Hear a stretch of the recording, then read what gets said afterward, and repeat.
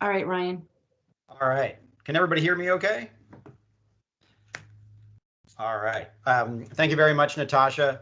Um, as she said, there's a lot of information to cover. This is a little bit more of a distilled version of it. There will be information available on the website that can help everyone digest it and think about things over time.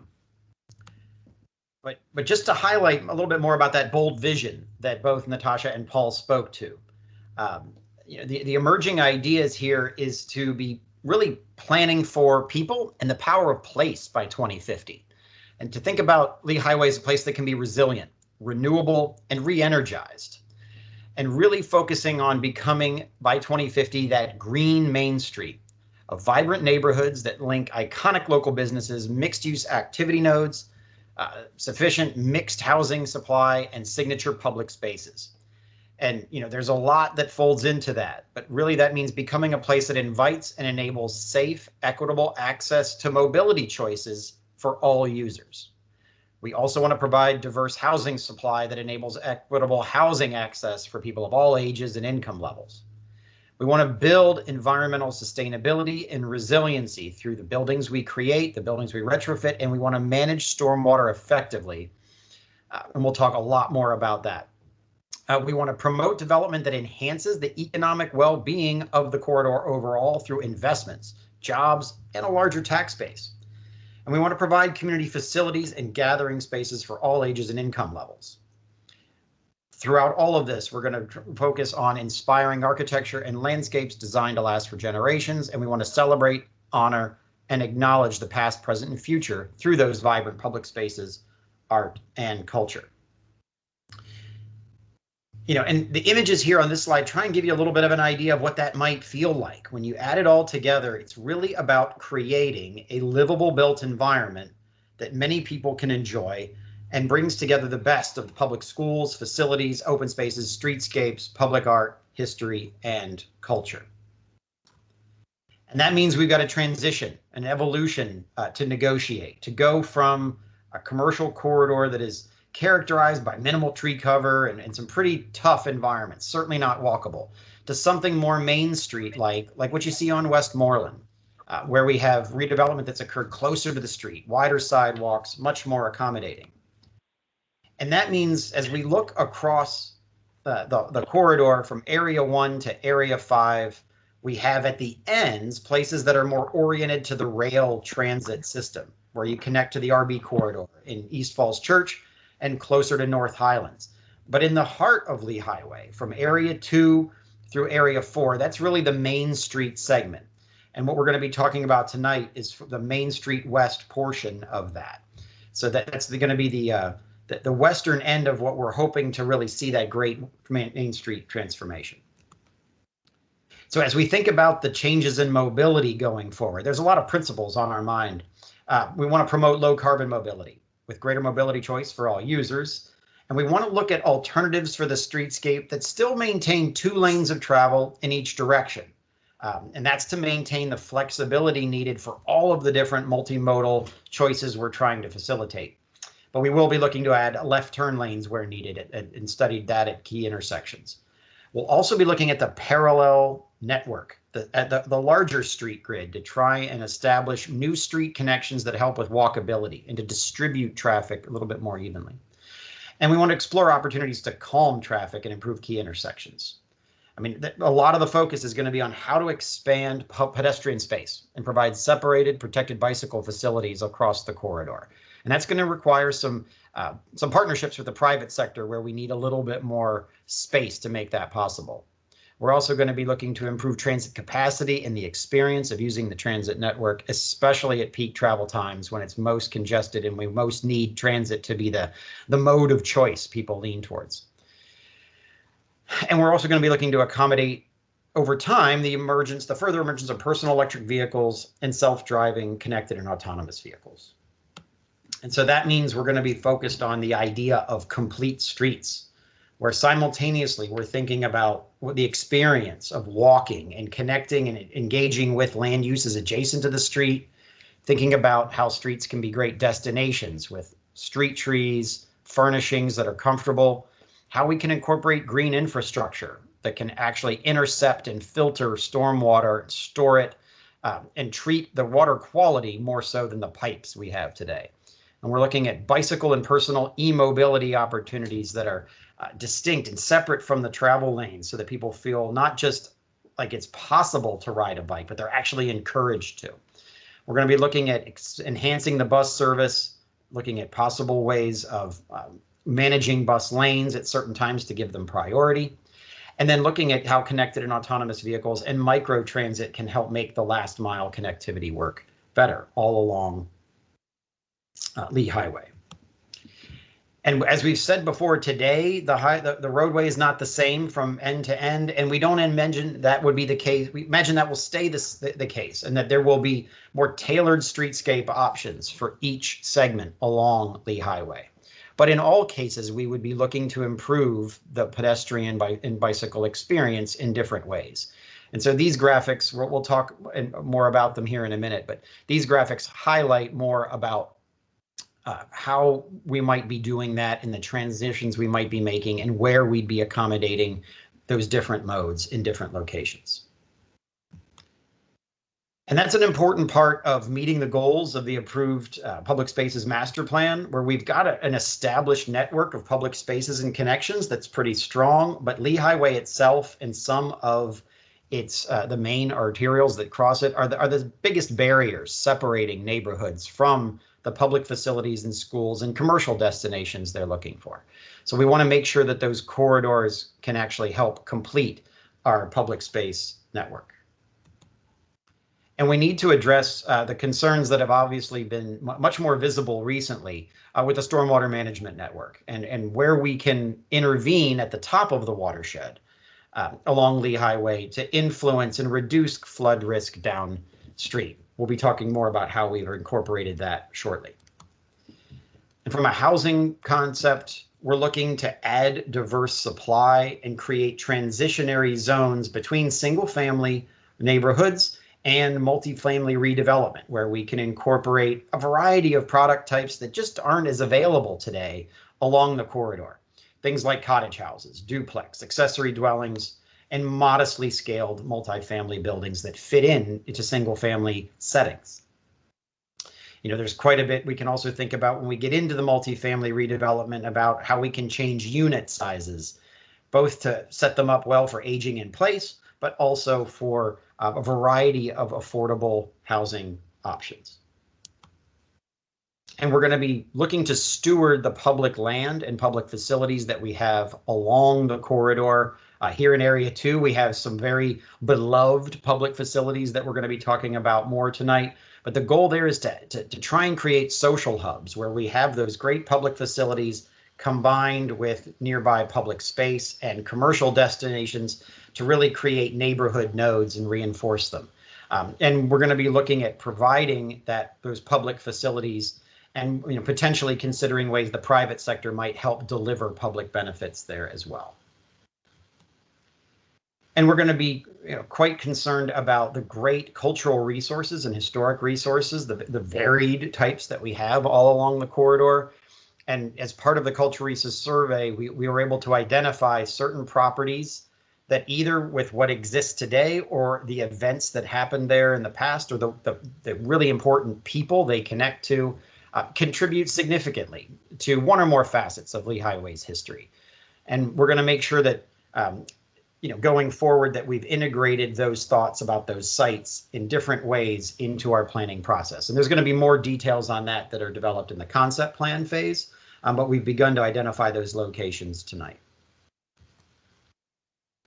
So that there are drivers of change to keep in mind here. Everything from climate change, biophilia, we talked about last year quite a bit, the desire to connect to nature, and looking at the trends in transportation, the new choices that are emerging and some of the conflicts they create, but also some of the questions they can answer, looking at the rise of freelance work and working from home and what does that mean to our mobility system. And then looking more nationally, over the last year, the call for equity and equitable decision making in the allocation of resources has become very evident in public conversation. And we want to make sure that the housing choices and the mobility choices that we're providing are done in the most equitable way possible. We're going to look at the ways that retail environments are changing, how they're strengthening in neighborhood settings, and how we might imagine certain shopping destinations changing. And then when we look at more locally, we do have continued, let me jump back here, hold on a moment. What we're doing. We have population growth and development pressure along the corridor, increased demand on the resources and services in our public facilities, and we do have limited public land to work with in meeting them. And then looking at the important market, the shed of people that come to Lee Highway for those neighborhood services.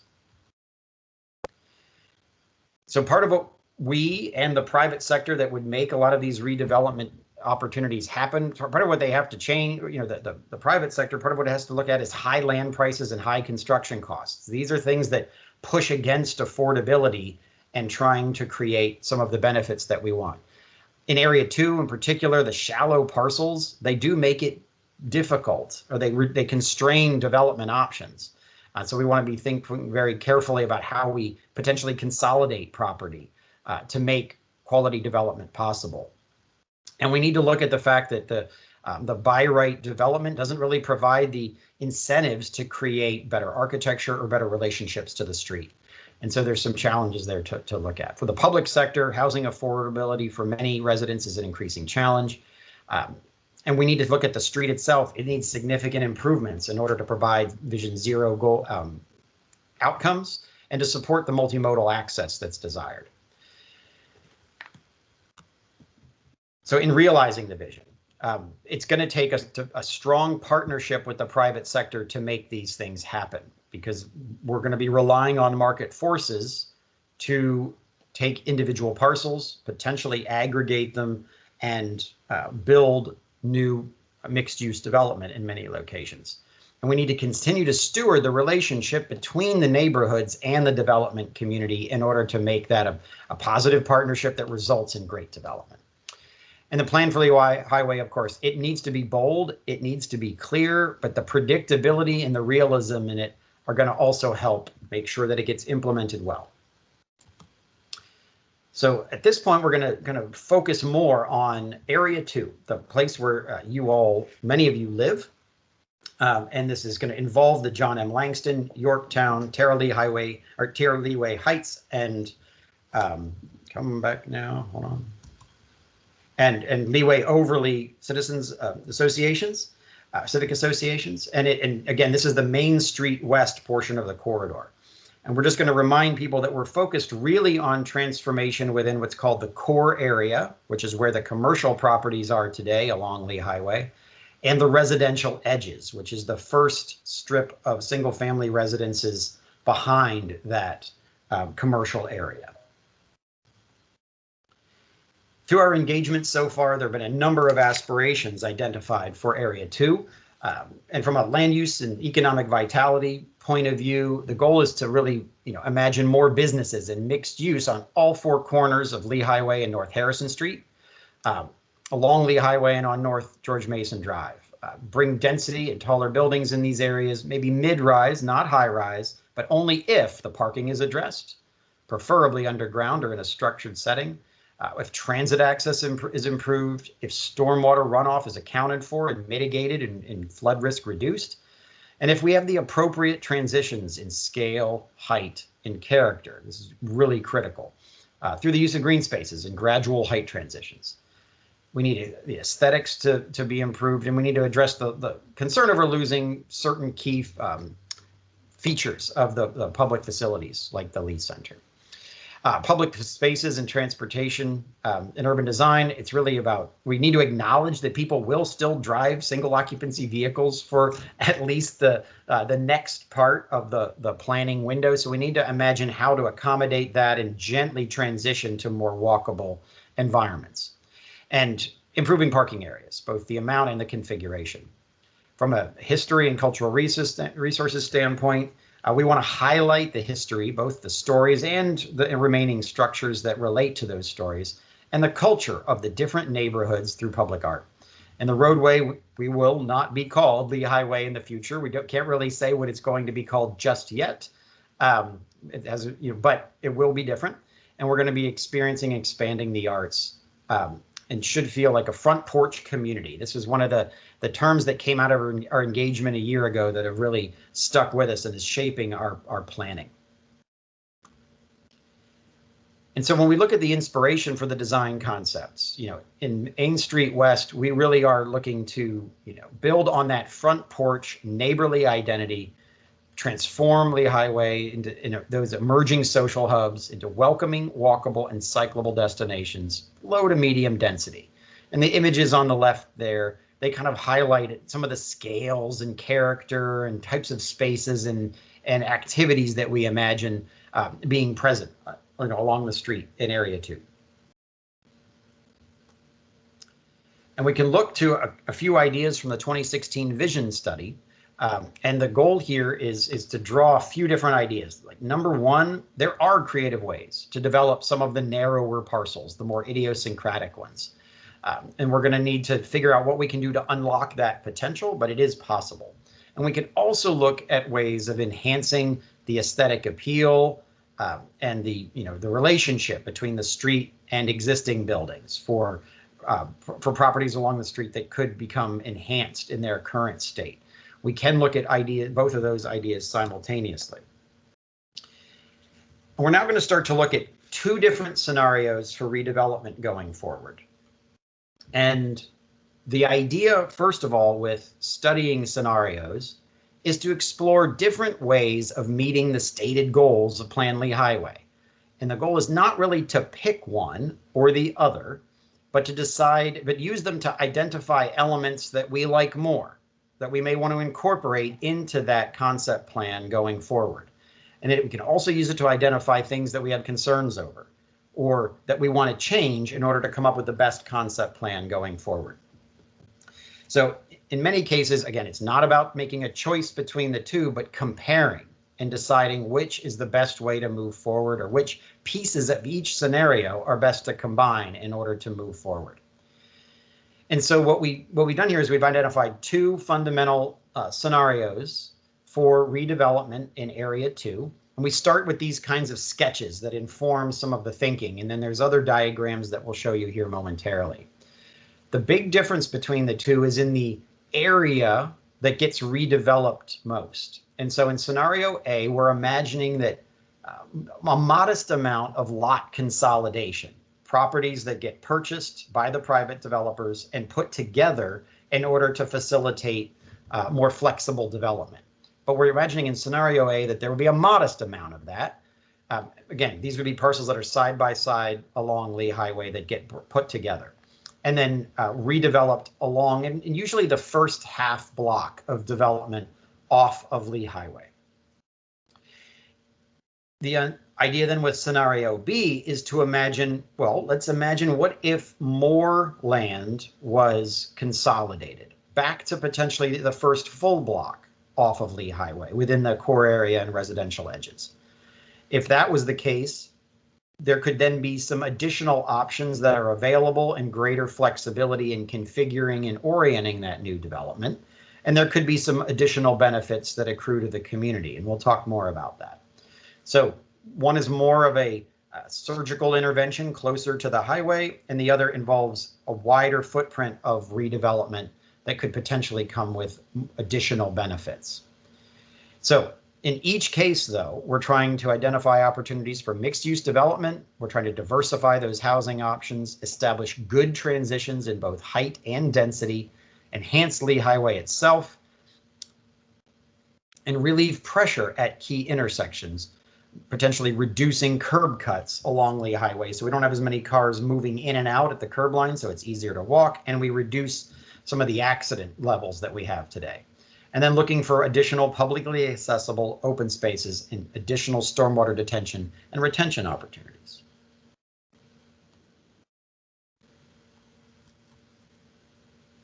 So these diagrams highlight some of the land use oriented options within scenario A and B.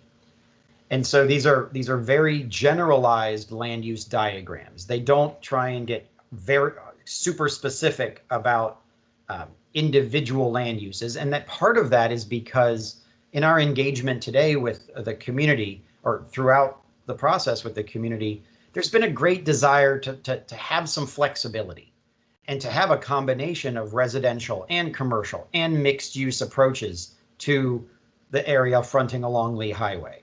And it didn't feel appropriate to the staff or us to designate this is where residential goes and over here is where commercial goes. We wanted to provide greater flexibility for the evolution of the corridor. So scenario A, the orange area that you see there, is where we could have a combination of commercial, low to moderately scaled multifamily residential, or mixed use development. And that could happen anywhere within that orange area. The yellow areas to the outside of it, those are where those are those single family edges. And that's where we would imagine 2-family or low scale multifamily residential transitionary housing types happening, every so often incrementally, where, a house is or a single family house changes to become a 2-family home or a very small multifamily structure. Sort of very modest changes in scale along those residential edges in scenario A. In the area with the red stripes, what that's highlighting is what we're referring to as a ground floor retail priority area. Arlington County has a good deal of experience with the pitfalls of requiring ground floor retail as a use.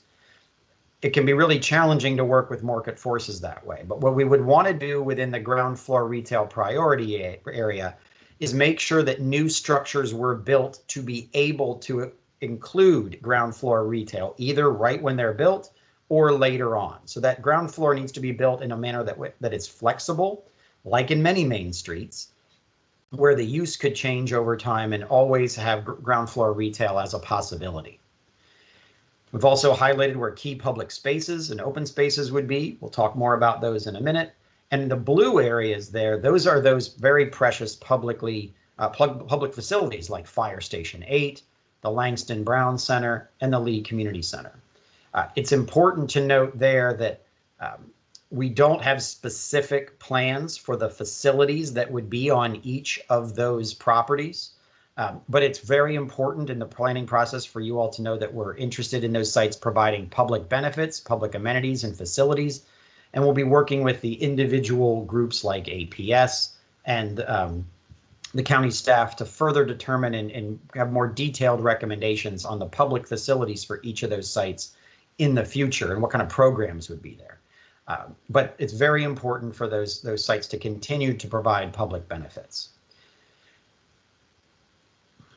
I'm going to move on to the next part here, and that's to really talk a little bit more about the ground floors. I mean, if you're going to be in a place that has that kind of flexibility, how do we make sure to activate ground floors along Lee Highway so that we have an engaging public realm experience? And what you're seeing here is just a variety of different ways that things besides a typical restaurant or cafe kind of activation can happen. So for example, some of these are more almost light industrial uses, like the coffee roastery or the Fresh Impact Farms that we have right there along Lee Highway today. Those are light industrial type operations that can actually activate ground floor space and potentially the street. Whether those are maker spaces like Nova Labs or pet grooming and boarding amenities, even co-working elements that are starting to pop up in many locations. They act like office spaces that still have engaging street presence. And it's not impossible to imagine a future where there's actually more modestly scaled, smaller data centers decentralized in locations along the corridor. As we all use more and more data, and as we move towards 5G world and connected and autonomous vehicles, there's going to be a need for more decentralized data center elements throughout, and we want to make sure that we've got ground floors that can accommodate that. There's also a little bit of a difference between scenario A and scenario B and how they might happen over time. So for example, if you go down to Route 7, West Broad Street in City of Falls Church, you can see in one block both a scenario A type idea and a scenario B type idea in place on the same block. So the left-hand image highlights an example of where we have modest lot consolidation of roughly the first half a block. And in that case, it's the ground floor of the building is actually a lot like a typical drive-through bank. But then new residential units have been built above it, actually. So, and it orients to the street. You do have a pleasant streetscape. It does meet a lot of the goals of Plan Lee Highway, but we do have a curb cut there that we have to think about. And it's sort of a hybrid between highway and Main Street that meets a lot of Plan Lee Highway goals. If you go just down the block a little ways, though, you get to a place where there's actually more of a full block redevelopment. And at that location, there's the building is of taller scale. It's roughly 7 stories, but you have ground floor retail right against the street, engaging better. The parking is able to be tucked behind in structure. There's publicly accessible private open space, and it's transition in height that steps down to the neighborhood. So there is sort of more development capacity there, but it's done in a sensitive way. So both scenario A and B can lead to a successful Lee Highway. But one of the benefits that you see with scenario B is that more of the street gets transformed at one time, and it's more consistent. But even in areas where we're really not redeveloping with mixed use frontage, you can imagine even where there's standalone commercial, it can be done in a way through design standards where it engages the street. Parking is pushed to the side or the rear, and you end up with a much better, more walkable experience, even when it's simply a standalone commercial facility that's built. When we look at some of the connectivity ideas that we're talking about, we can think about that in a few different ways. Number one, part of what scenario A does is it looks to create some alley-like corridors parallel to Lee Highway at that half block mark or so to help connect the proposed development so that it doesn't need as many curb cuts onto Lee Highway. There's also some opportunities to connect through public spaces that connect adjoining streets through to the Lee through to the highway. In scenario B, there's some other ideas that are looked at, and with the idea there is if more land is consolidated for redevelopment, it's actually possible to imagine connecting certain streets that today are not connected. And we'll be more specific about that in a minute. But usually what that means in area 2 is that along the northern side of Lee Highway, it would be possible for the private sector to make new roadway connections after the land is bought and consolidated, so that streets like 25th or 23rd can connect through and provide the new residents and the existing communities with more choice in how to get places, so that you don't have just one way into each neighborhood, but you can get kind of east to west without needing to be on Lee Highway if necessary. And that by distributing the traffic a little bit more, it can really reduce the auto orientation, make pedestrians feel much more comfortable. And again, you don't end up with as many people trying to race through an individual intersection at one time as possible. And so just to kind of zoom in on some of these opportunities, near where the Safeway is today, near Harrison and Lee Highway, this new street grid could connect 25th through to Harrison, and there could be into smaller scale, easily walkable and negotiable streets that connect through to access that new development. Across the street at the Harris Teeter, you could imagine something similar, where there would be a new route behind the Harris Teeter itself, new public space, and roadways and or pedestrian connections that connect to 25th Road in the northeast. So that, again, that neighbor doesn't have to walk all the way around to get to the grocery store. They could just connect through to that public space.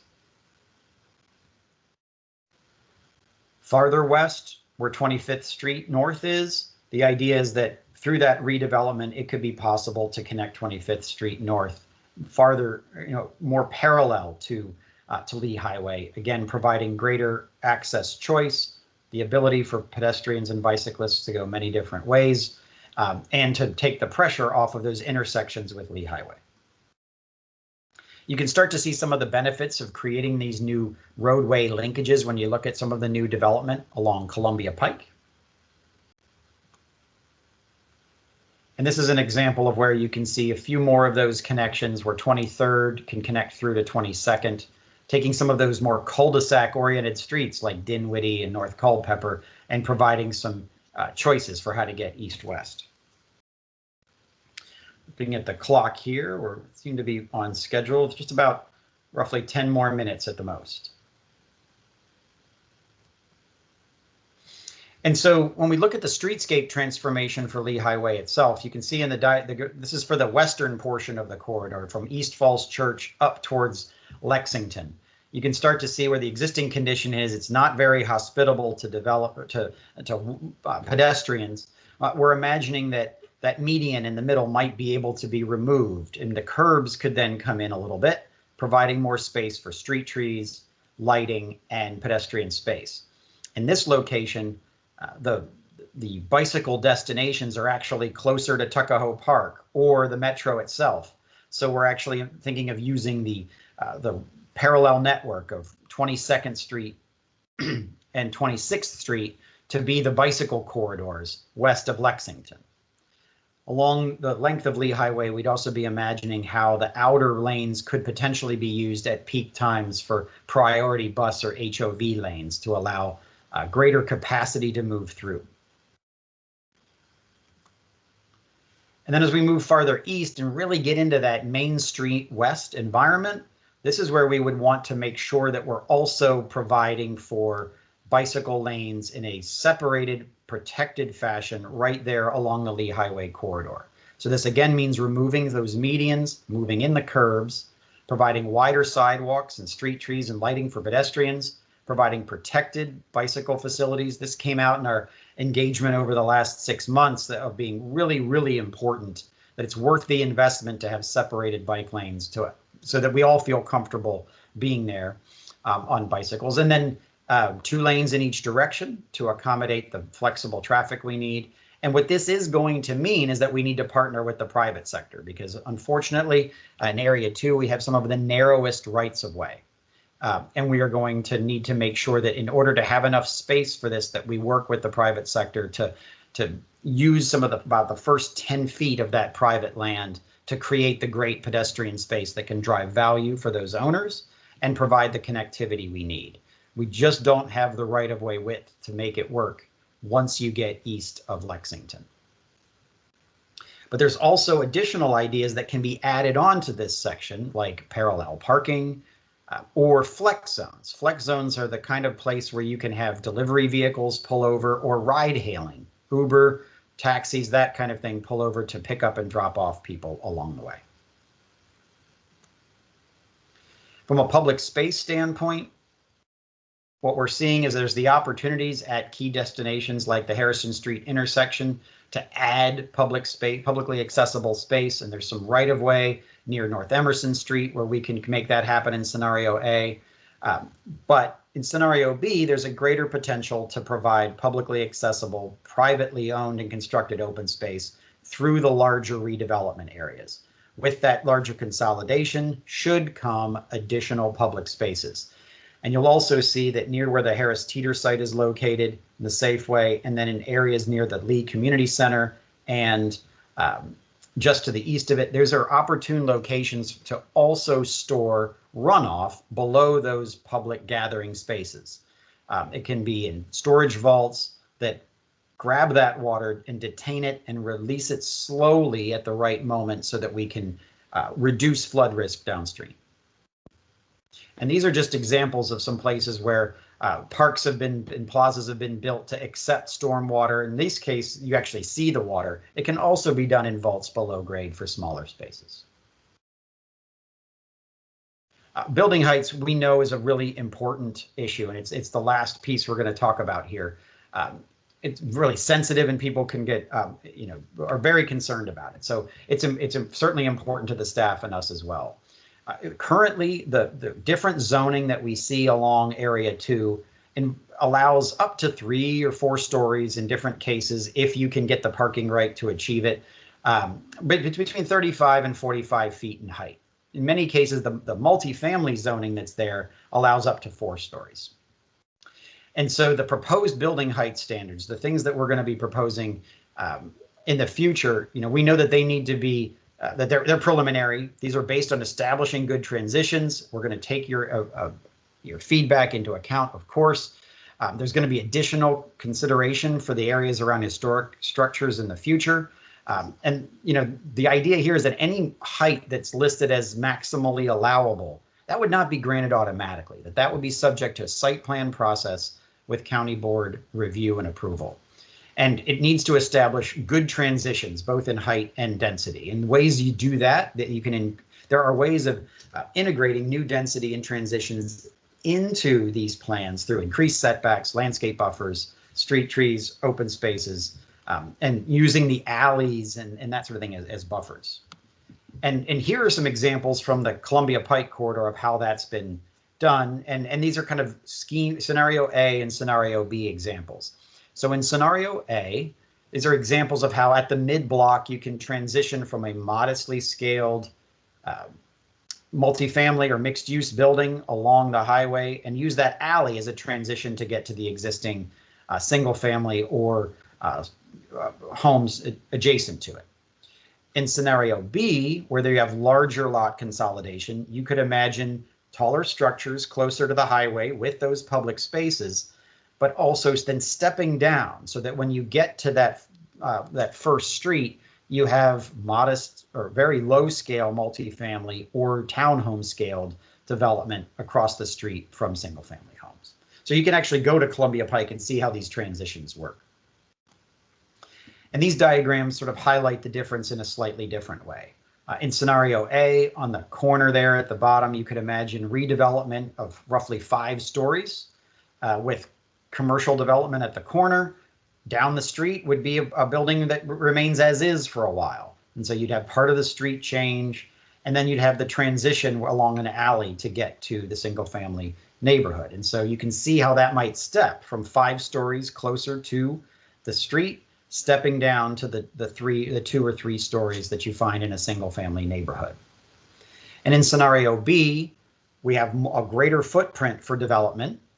So that means we can actually build a taller building in a sensitive way. And the benefit there is there's greater economies of scale in the development and more ability to deliver on public benefits like new open space, more streetscape connectivity, more streetscape improvements, lowering or undergrounding utilities, and greater affordability percentages. And they can still step down in a sensitive way so that the relationships to single family homes are still really strong. So these diagrams highlight the 2 different approaches to building heights that we're talking about in scenario A and scenario B. These maps highlight what would be allowable heights in a very general way, kind of stepping up, kind of like a layer cake. In scenario A, what you would have is at the edges of the single family neighborhoods, you'd first step up to an area that has up to 4 stories where those single family transition areas are. Then once you get to where the multifamily redevelopment would be, that half block that could jump up to 5 stories. And the reason it's going up to 5 is to give enough development flexibility to those owners to consolidate some property and provide certain public benefits. Above and beyond the currently allowable 3 to 4 stories. So we want to have a little bit of flexibility so they have the ability to make those development numbers work and provide those benefits. And then near the Harrison and intersection, there's enough land area there to step up to 7 stories closer to that intersection. And why 7? It's because 7 stories works with the same kind of building construction that you could build a 5-story building. That's sort of a nice limit there. Once you go above that, you start to get into different types of construction methods. And also with scenario A and the proximities to the different heights, it made more sense to stay at 7 right there at that one point. So the difference in scenario B being you have a greater footprint for redevelopment. And you could imagine stepping up again from the adjoining single family neighborhoods to a 4-story, pardon me, go back. You can imagine stepping up to a 4-story edge at the most, then up to 5 gradually, and then up to 7 along Lee Highway. And the reason to go up to 7 in a larger area is to, again, provide that flexibility and the financial incentive to consolidate more property. By incentivizing that consolidation, we get the flexibility to provide greater open space benefits and all of the different attributes of Lee Highway, including affordability that we're trying to achieve. Because additional height and density, they spur that additional community improvements through private investment. And so we want to make sure that we can do the stormwater management, the publicly accessible open space, intersection improvements, street grid expansion, and greater affordability. And that's why we're contemplating in scenario B, a taller building height, again, with that sensitive transition. So the last slide or two here, just as we move forward into implementation and the trade-offs associated with it, there's going to be a base level of development that provide investment that are built around private investment and contribution to site improvements, that it's going to provide some affordability. But then we want to provide additional incentives through more height and density that would spur additional investments. And then we are going to anticipate, of course, that the county would invest in some of the larger transportation, stormwater, and infrastructure improvements that it's really best at doing and that are too difficult for an individual private development to take on. But we're going to have to consider trade-offs in that. You know, we understand that building heights is an important issue and a sensitive one visually and emotionally. But as those heights increase, we do get greater economic viability and we get more of those public improvements coming back. The extent of change, whether it's just a half block or a full block, that's one of those trade-offs that can lead to benefits and opportunities. Change at the edge, how we handle the single family residential edges, and then the complete streets. You know, to get all of these modes to work well, we're going to need to have partnerships with adjoining landowners to make that possible. And then for businesses, achieving the redevelopment, mixed use and complementary issues, it could impact temporarily and displace some existing auto-oriented businesses while that redevelopment happens.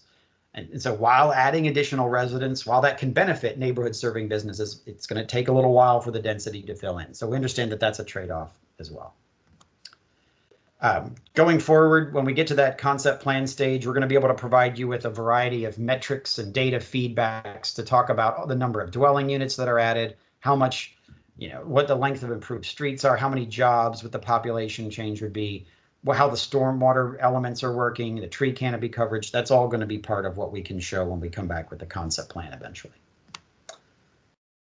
And we'll probably talk a little bit more about the next steps at the end, but there's the next steps in incorporating your feedback will be to look at mobility modeling to test the network, work with APS to coordinate and evaluate changes in the student enrollment that these ideas can create and how to provide for that, clarifying the preferred concept for public properties, work with DPR to differentiate the use and character of those proposed open spaces, and think about how we're going to meet that affordability goal, whether it's through clarifying the different housing types and exactly what the approach to providing affordable housing should be. And then the cultural resources. We're going to describe a framework for the varying levels of preservation or interpretation on key properties across the corridor. So I know that was a lot. Thank you for your attention. We can go back through some of it during the Q&A. And again, there's this information and more discussion is going to be possible or available for review on the website shortly. Thank you, Ryan. I am going to then move us into the panel discussion. So I'll share that in a minute. Okay. Make sure you can see that. I'm going to go ahead and put that in presentation mode. Okay, and Chris Warnash is our facilitator for the panel discussion. Are you ready, Chris? I'm ready. Thanks, Natasha. I have been fighting some technical issues this evening, so Chris Gordon, my co-chair, is on notice that that if I flake out again, or rather my internet does, he'll jump in. Thanks, Chris. So just to remind folks what we're gonna do for the next hour or hour and a half. So for probably close to the next hour, we have a few questions teed up from members of the planning committee, members of the working group, and neighbors in 5 topic areas, covering the areas that Ryan described in his presentation. For those of you who aren't teed up to ask questions, there will be an opportunity for you to ask questions, but it's going to be after we get through all 5 of those topic areas. So Natasha said at the beginning, we try and wrap the meeting by 9. We recognize that that's probably not going to be enough. So if you're interested in asking a question, stick around after 9 and we'll stay till 9:30 and take some more questions. But reminding us all that our goal tonight is to get information out, get us all to get to a level of understanding where we're equipped to make the kind of thoughtful comments over the next week or couple of weeks when we have other opportunities to provide those comments. So we don't have to get everything out tonight. So that's enough from me. What I'm going to do is call on someone to ask a question, and then I'll tee up the person after that too, so that you can be ready to unmute when the time comes. So first up, under the topic area of land use, and specifically around retail and small business, I'm looking to Pamela Gillen to ask a question. Pam, are you there? Yes, I am. And then after Pamela, it'll be Mike Cantwell. So go ahead, Pam. Thank you, Chris, and thank you from Lee Highway Alliance for chairing this meeting and our future meetings. We really appreciate the effort you put into this. So with the retail and restaurant industry shrinking from society's shift to delivery and carry out, how can we create an engaging retail activated Main Street nodes for our community? It's a good question. You know, a little bit of a crystal ball, kind of looking to the future there and seeing how we all probably have an Amazon Prime account too, right? And that it's one of those things to think about. But I think there's good news for Lee Highway in this regard, because number one, it is the sought after neighborhood serving commercial destination for a significant portion of certainly North Arlington in the county. So it's on a lot of people's way home is another way to think about it. So perhaps certain elements of retail may shrink. Sometimes these things come and go, but there's also a good deal of opportunities to have other engaging experiences along the highway.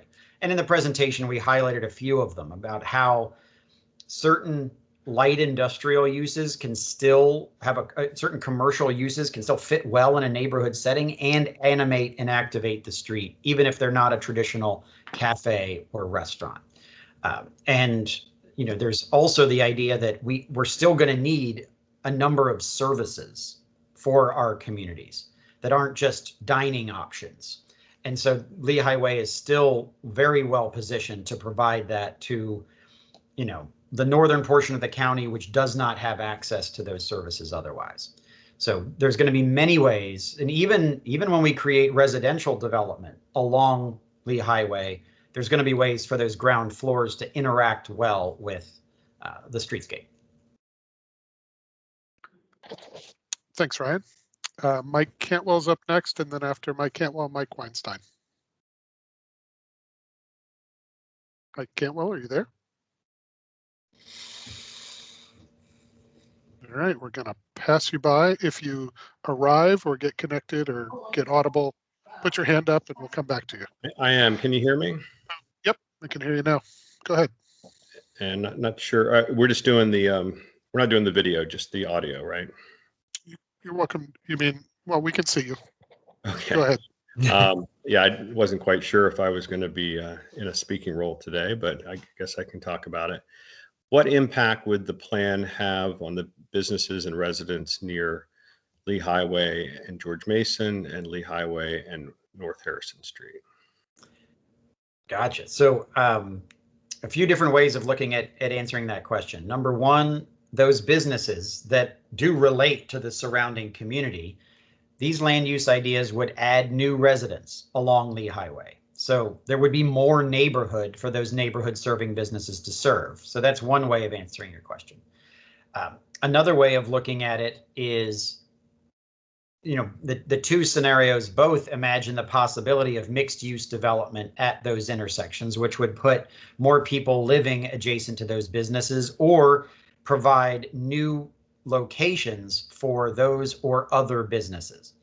So when in between scenario A and scenario B, you'll see there's that idea of retail priority. So we would be making sure in scenario B to provide that if there's redevelopment, that it would be built so that it can accept a mix of uses at those intersections.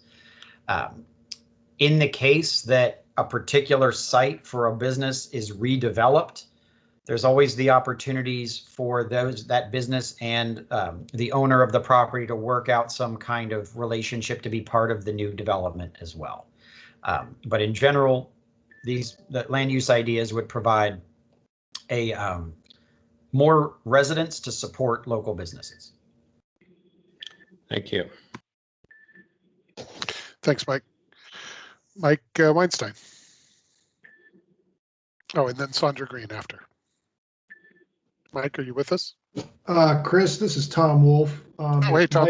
If Mike is not with us, and I guess he didn't answer the call, I'm the backup to Mike, who's president of the Leeway Overley Civic Association. I'm a member of that civic association, also a Lee Highway resident.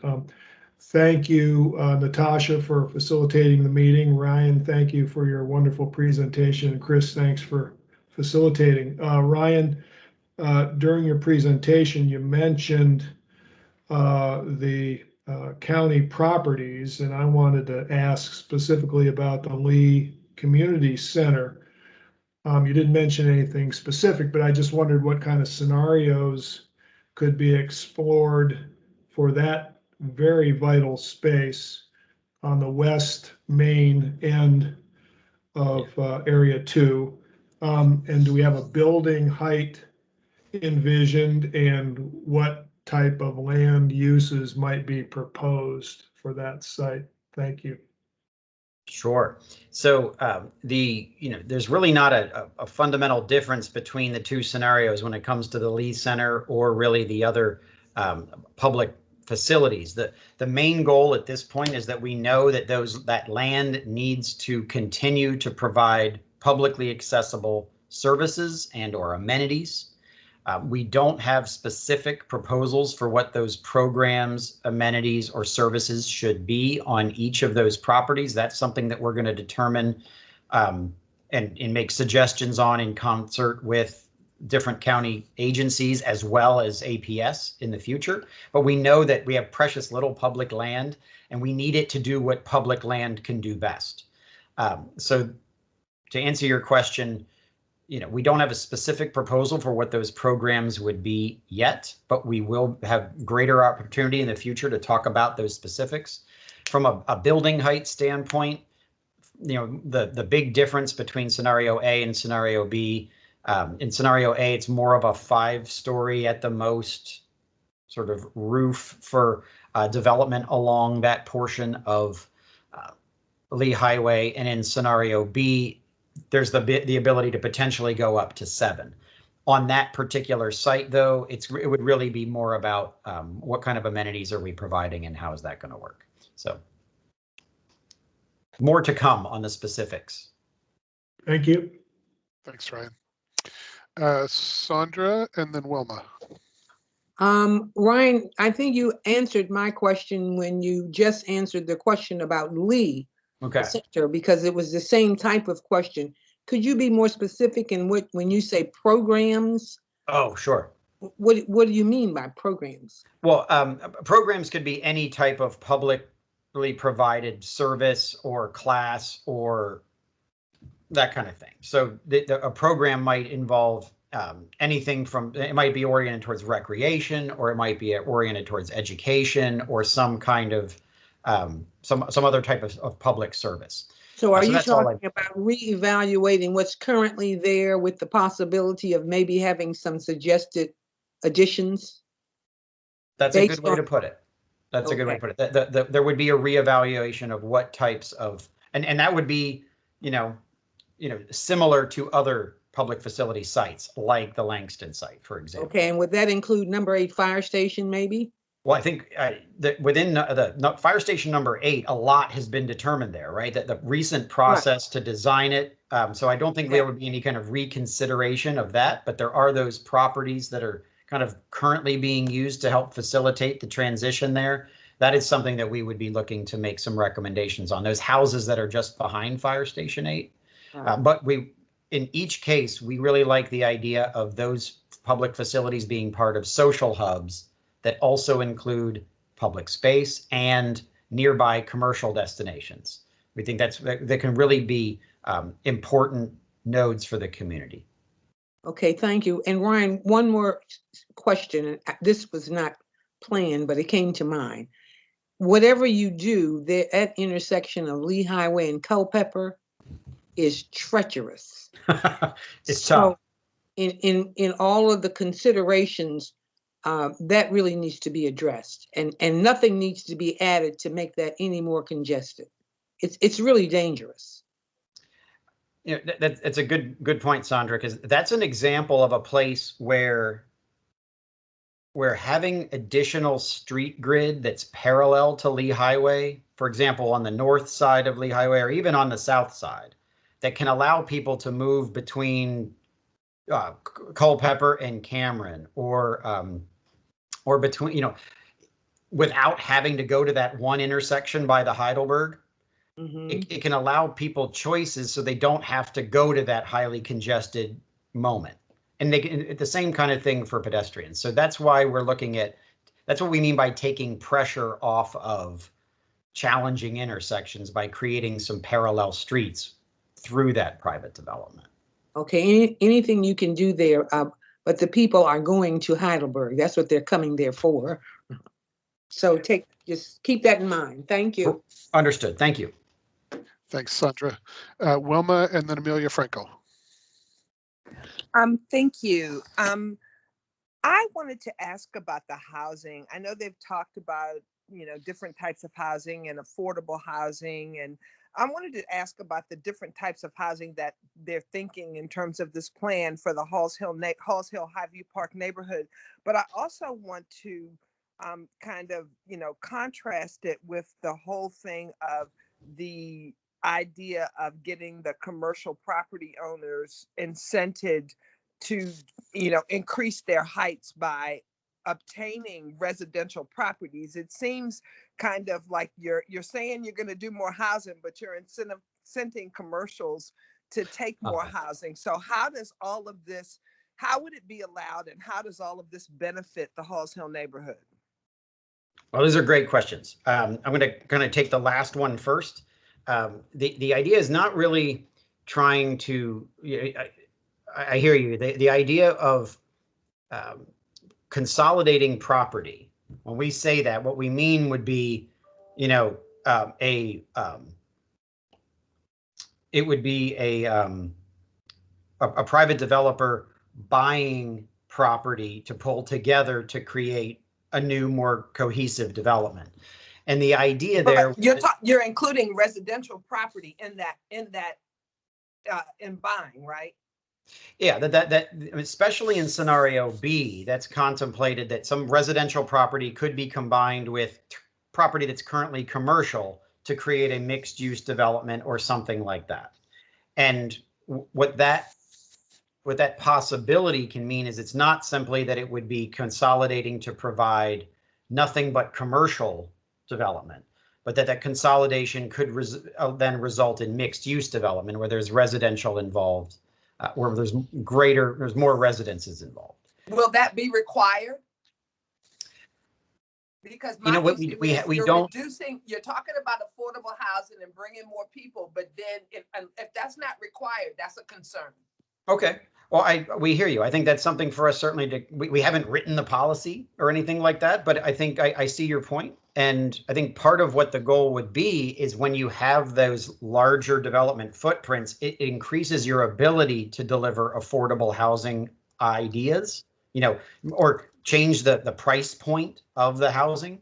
But I think, you know, one of the things that's been suggested to us is to think of ways of incentivizing consolidation that work well for adjoining neighborhoods. And I think you just mentioned a comment that we should consider.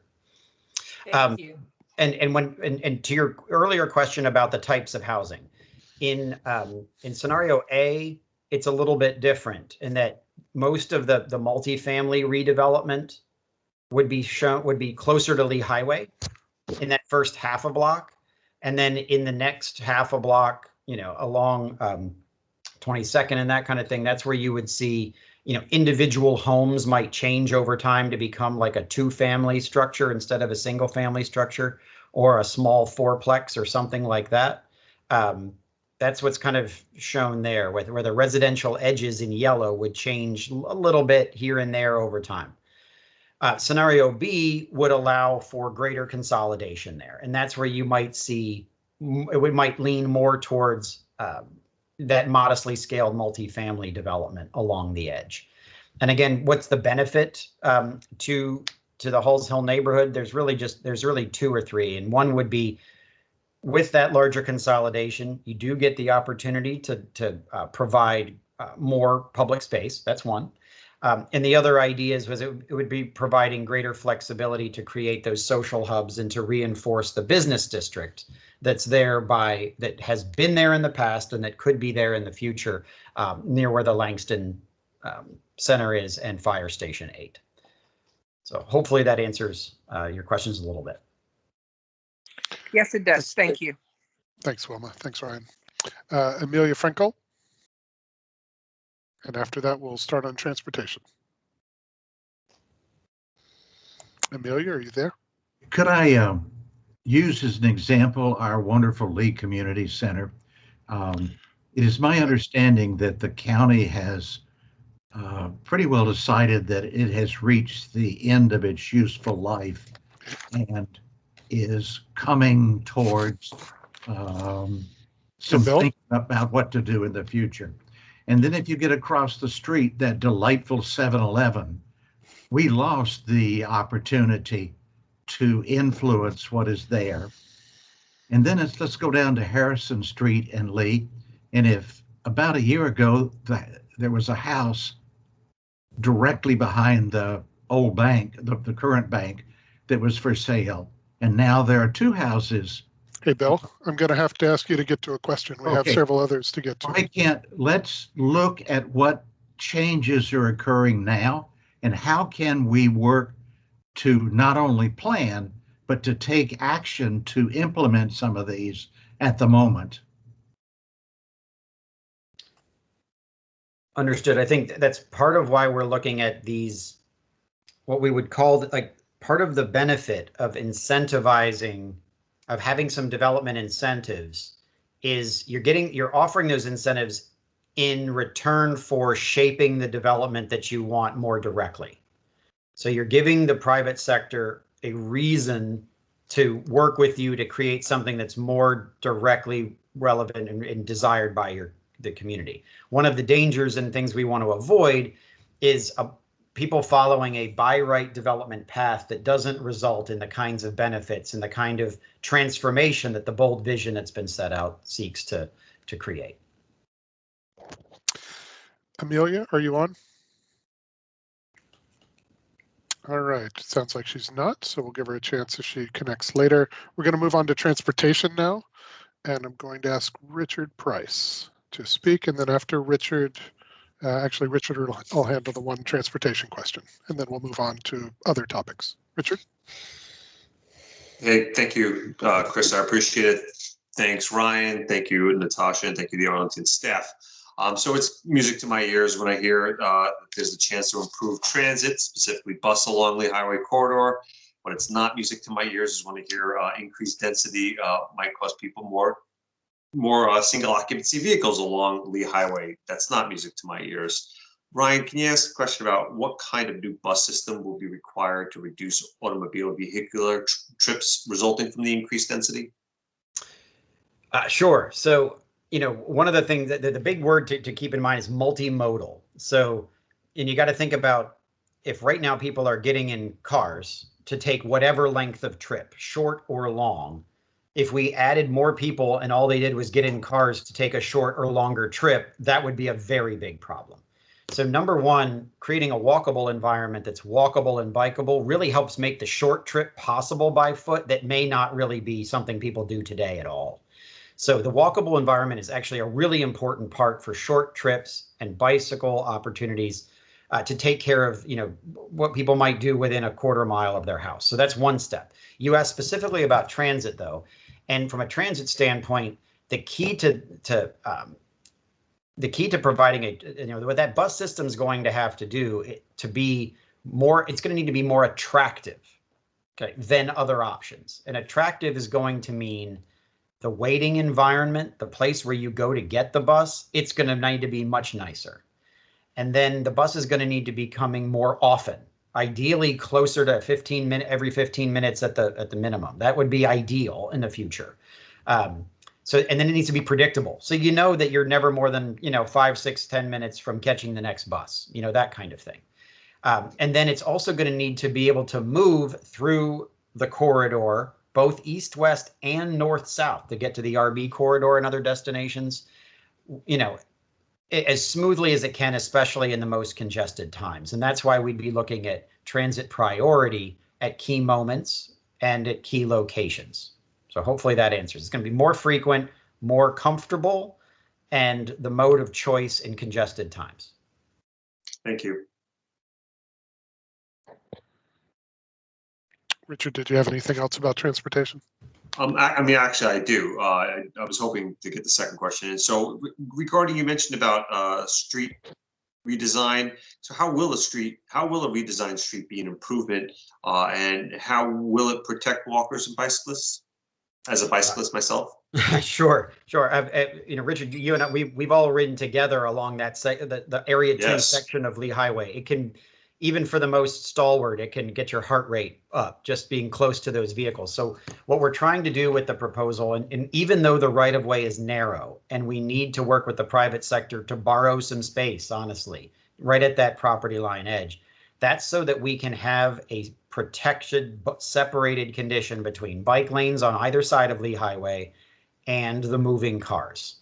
Even if we can calm the traffic so that it moves slower and make it easier to cross, it's going to be important to have that separation so that it's not just possible to ride a bike, but it's actually encouraging and for people who are of all bicycle abilities. And this also is important when we think about scooters and other types of personal electric vehicles and how they might use that space. It's also something that through our conversations with DES, they'd like to see slightly separated from the main pedestrian thoroughfare as well, so that we don't have pedestrian and bicycle conflicts as well. So that's why we're looking at that wider streetscape section. And again, the street trees that are planned there, trees is probably the most desired thing that we've heard from the public along Lee Highway. So we want to make sure that our street section has the ability to incorporate street trees for many reasons. Thank you so much. I appreciate your answers. I want to recognize Tad. I see your hand is up. We're gonna hold questions until after we get through these 5 areas. So thanks for your patience. Moving on from transportation to public space and stormwater, I think we have a question from John Ford, and then after John, Bill Braswell. So I think the 2 biggest stormwater vulnerabilities on Lee Highway presently, neither one of them is in Area 2. One is at the intersection of Sycamore and Lee Highway, and the other one is down at Spout Run. Are you all actively engaged with DES already in terms of integrating your planning with their vision for mitigating stormwater in these watersheds? Very simply, yes. We've had numerous discussions with the folks at DES. They've been extremely helpful in helping us crunch numbers too, to identify where within the stormwater management network it's and help us figure out within Plan Lee Highway what we can do to make their job easier downstream. So for example, part of what you mentioned, part of making things reducing flood risk downstream is in finding the right locations to intercept that water at the top of the watershed and detain it. In other cases, it's about how do we create more permeable surfaces or the ability to reduce impervious coverage. And we've been able to work with DES to identify where it's most critical to do that. And so in area 2, where you see those stars on the map, where we're actually talking about trying to detain more runoff than we normally would try to do, those are specifically located because of what they mean to downstream flood risk. Okay, thanks. Bill? And then after Bill, we'll move on to building heights. Bill Braswell, if you're speaking, you're on mute. Well, whether you're speaking or not, you're muted. All right, we're going to pass Bill for now. I have a question about building heights. Sandy, were you able to connect? I know it's been touch and go for you too. All right, I'm going to ask the question Sandy was, or at least try to ask the question Sandy was going to ask about building heights.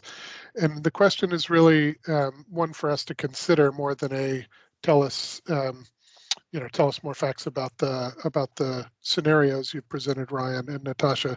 But the question is about the connection between additional building height and associated transitions and how that relates to the kinds of community improvements that we've been talking about: transportation improvements, stormwater improvements, open space improvements, et cetera. So can you speak, Ryan, generally at least, about the connection between additional building height and those community benefits? Sure. So a good way to think about it is, if we just take the scenario A and the scenario B approach here, going up to 5 stories from the 3 or 4 stories that's allowed today, that does provide some flexibility to make the redevelopment ideas happen and to get a better environment along Lee Highway. But that might result in, some ability to do the streetscape improvements, or to, start to contribute to undergrounding utilities maybe. But there's going to be a limit to how much public benefit that those projects, those individual projects, more modestly scaled projects, can deliver. It still really makes a huge step towards where we want to go with Plan Lee Highway. But if you imagine when we go from 5 to 7 stories, again, it's the same construction type, which sounds a bit building code geeky, but what that really means is you have to build pretty much the same building at 5 stories as you do at 7, but at 7, it's the same number of elevators, it's the same number of support services. You do have more parking to consider, but what you're really doing is you're adding, there's more revenue that comes in with those upper floors. And what that means is there's greater financial ability to provide more public benefits as well. And of course, that's all in the context of doing height well. When we've talked about building heights throughout the process, it wasn't, height as a number as much as something that needs to be architecturally done very well through the right transitions, the right facades, the right impression of the building. So hopefully that answers that. But it's really about that there's more economies of scale with the taller buildings or with the greater footprint. And that those economies help make consolidation easier to accomplish, and they help make the public benefits easier to achieve. Chris? Hey, Sandy. Hi. Yep. Sorry. Yeah, I just wanted to make a quick comment. I heard all of that. I just wanted to thank everyone for being here and say Happy Earth Day. I hope all of you support our bold vision for the corridor with regard to a greener Main Street and protecting against climate change. And I wanted to make that linkage, because I haven't heard that linkage tonight, that land use and density are part of that vision. And 15-minute compact villages of mixed uses where residents can bike or walk to most of their services, retail, food, recreation, etc., would facilitate not only convenience, but also neighborhoods that can achieve some of the community benefits that we need that Ryan talked about. The 5 to 7 mid-rise building heights that are proposed under the plan are in accord with LHA's low-medium guiding principles, in which some of you participated. In addition, mid-rise design is a sweet spot for urban design for producing welcoming human-scale buildings And as Ryan mentioned, it's also a sweet spot for developers in terms of construction costs and financing, because stick-built construction is less expensive than concrete and steel and is therefore sometimes more profitable than taller buildings. And just to envision it, I just want to take you to Westmoreland Street in East Falls Church, Route 7 in Falls Church City, Logan Circle in DC, Bethesda's downtown, the Old Town waterfront, and the Mosaic District. All of those are in the 5 to 7 range. And I think they're very interesting mixed use residential and retail neighborhoods. So thank you very much. Thanks, Sandy. I would associate myself with all those comments. Can't pretend to be a neutral facilitator for too long. Let's talk a little bit about community improvements and public benefits and the community's priorities in that realm. And I'll ask Paul Holland to ask a question there. Hey, thanks, Chris. Appreciate it. I too would like to associate myself with Sandy's comments, especially the 15-minute cities concept and its tie-in to the bold vision. With regard to, we've heard a lot of good comments so far about community benefits and certainly some of the priorities for this area, from maybe open space to undergrounding utilities to stormwater management. But, what kind of community improvements or benefits should the communities request to meet the impacts associated with growth, and how are we going to best prioritize those in the plan moving forward?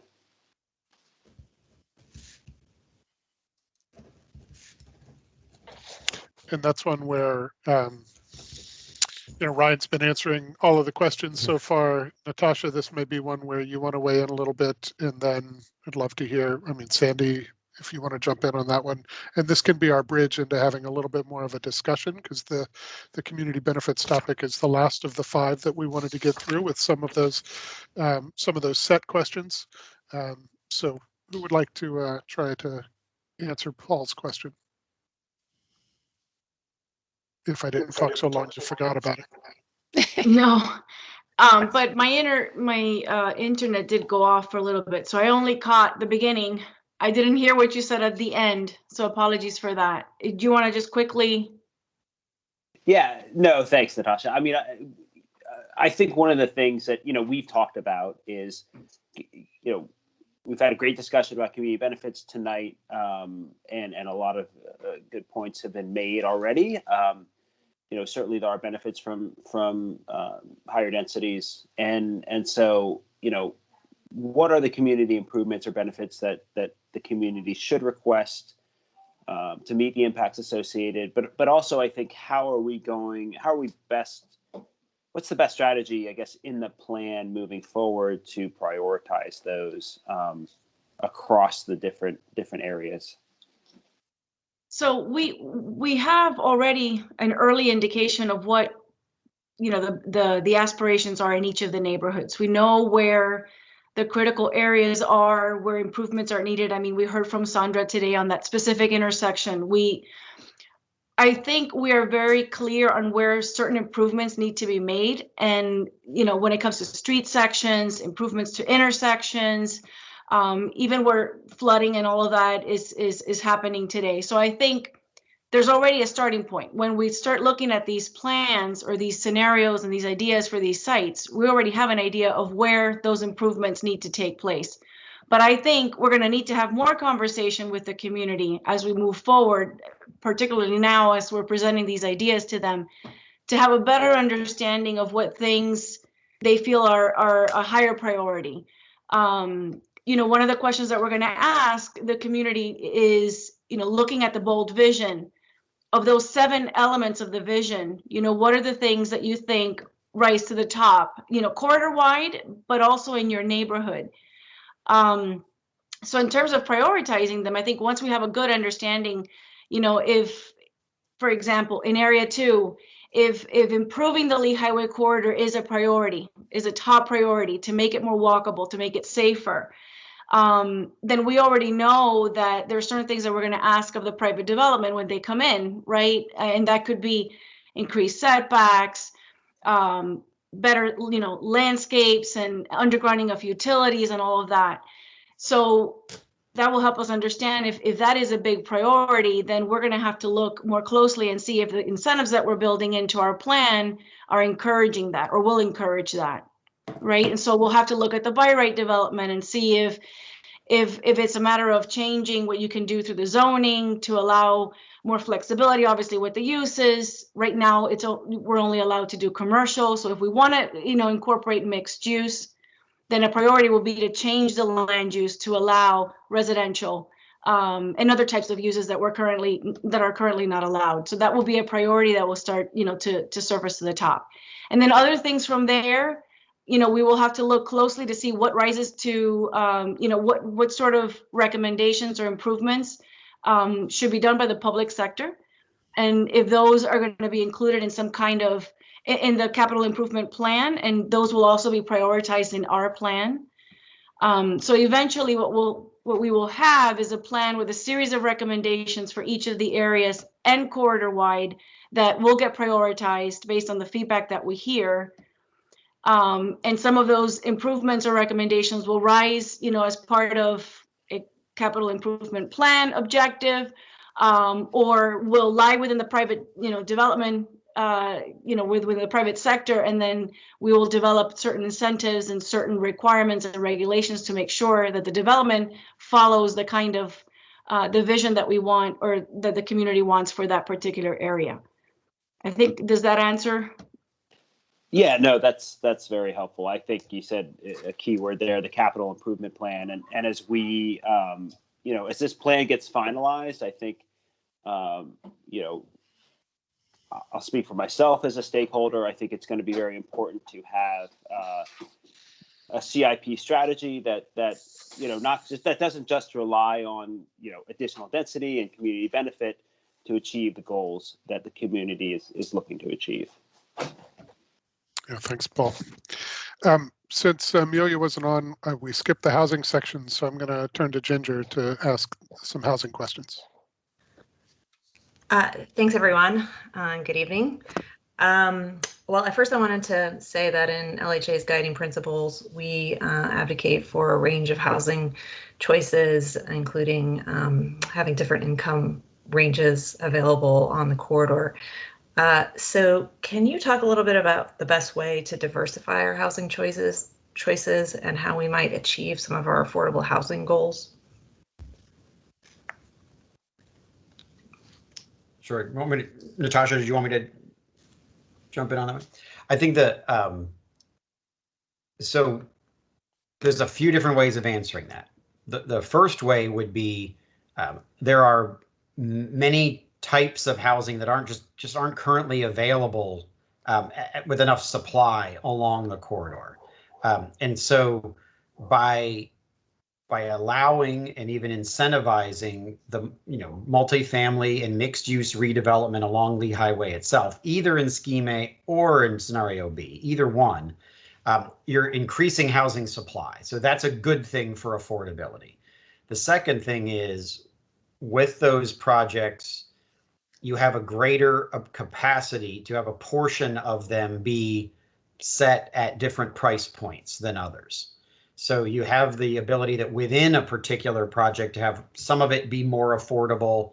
And you have, so especially when you get into the Scheme B or the Scenario B approaches, there's increased capacity for integrating affordability into those projects. And at least, it's because of the economies of scale.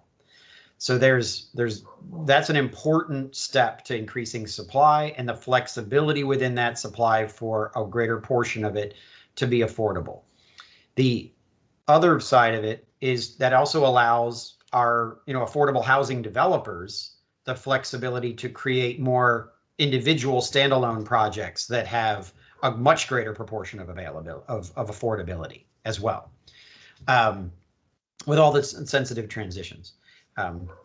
But even in Scenario A, there's those opportunities for integrating transitional housing types within the residential edges to make a conversion from a large single family home to something that's a two-family home or a small multifamily building that are similar in scale, but provide greater opportunities potentially for affordability or for that housing supply as well. So it's probably to meet the goals that have been stated, we'll probably need a little bit of all of those ideas. So to answer your question about what's the best way to do it, it's through a combination of those techniques, probably, rather than relying on any one of them to do all of that work. And the only thing I would add is, obviously, just like the commercial uses, we're going to be looking at the residential uses more closely. We'll continue to coordinate with the work that's being done through the Housing Arlington team to look at our standards and make sure that our own regulations encourage the types of housing that promote affordability or promote aging in place and all of that. So in order to be more flexible and be able to provide those types.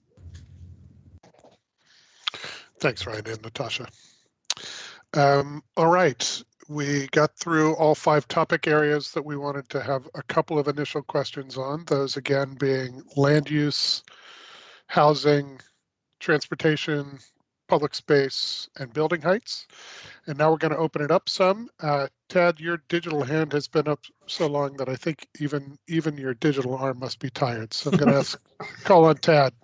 And then after Tad, Tom Corns, I see your hand up too. Others who want to ask a question, go ahead and hit that raise hand button. Yep. Can you hear me? Yep. Cool. So, I mean, Ryan and Natasha, this is a really thoughtful plan, I have to say, just from the get-go. From construction type to utilities to undergrounding and transitions, it all makes a lot of sense to me. And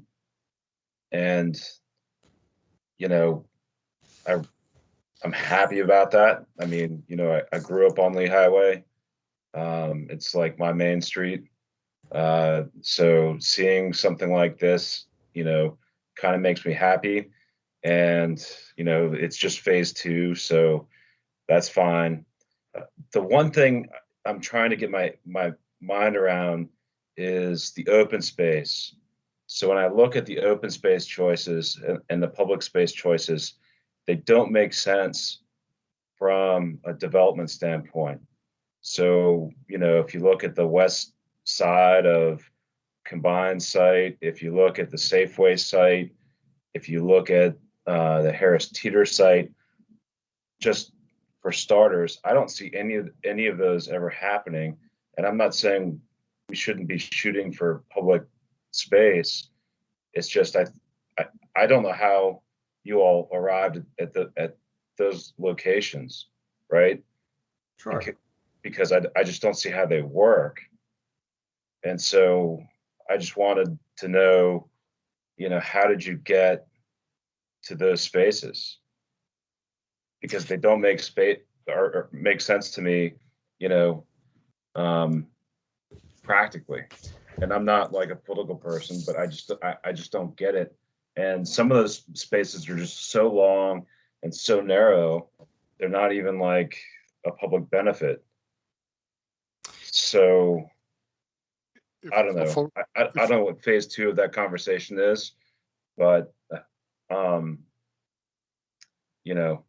I thought I'd flag it and just throw it out there for discussion. And Ryan, if it's helpful, if you want to throw the map up to speak to specific ones, or if you want to speak more generally, whatever works. I think I can just start by speaking more generally. Note that there has certainly been some thought put into where the open spaces were shown. However, going forward, as we move towards, developing the concept plan, the preliminary concept plan, there can certainly be refinements made. And also, as we move towards what private development would be required to create, there's going to be some flexibility there too. So, for example, part of the ideas for why these spaces are shown where they are, especially in scenario B, for example, is to show that they would be part of the redevelopment of those broader spaces. And the idea really is to say, for example, in scenario B, around where the Safeway is and the surrounding properties, that the redevelopment of those properties should be organized around a public space. It doesn't have to look exactly that shape. It doesn't have to be exactly on that piece of property, but there would need to be a significant public space as part of that redevelopment.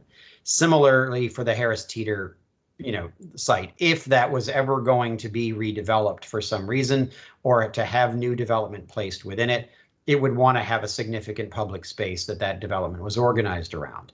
So in other locations, we have more, some of those more narrow public spaces that you've talked about. Those are really meant to be more connective, and places to connect the community to Lee Highway, where there's already, where that's shown near Garden City there in scenario B is a good example. There'd be an opportunity through that larger redevelopment to connect people through to Lee Highway, pedestrians, without having to be, so there would be a community benefit in connectivity. It's sort of a greenway connection, but it's not necessarily a place that would be a public square that would be for events or for gathering. And then there's, but I think it's important to note that the specific proposals there, they're meant more to say, here's where we roughly would need to have a public space based on the spacing of them, how their location to adjoining redevelopment opportunities, but the details of how they're shaped and the scale of them is certainly up for debate and refinement. Right. And I just think that there's, this is a conversation for property owners when they look at their sites, and, and we're looking at utility work, and we're looking at, topo and that kind of stuff. This is one of those things where, we've gotten in trouble in the past, looking at, going through the rezoning process where something gets dropped into a plan and, it's the law basically, and people expect it. And, I look at, like, if you look at scenario B, I know none of those spaces are going to happen. I mean, I just know right now it's not going to happen unless you force it.